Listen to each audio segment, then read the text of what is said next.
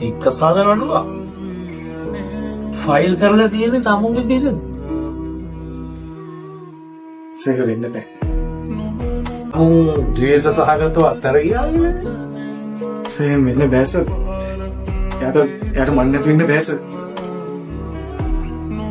නමුත් මේකට මූණ දෙන්න වෙනවනේ තරුණයා. ඔබගේ මේ ස්වාමි පුරුෂයා ද්වේෂ සහගත ලෙස ඔබව හැර ගියා නේද?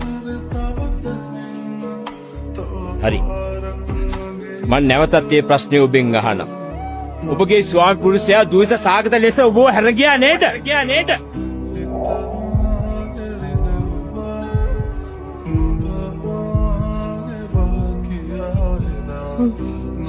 Oh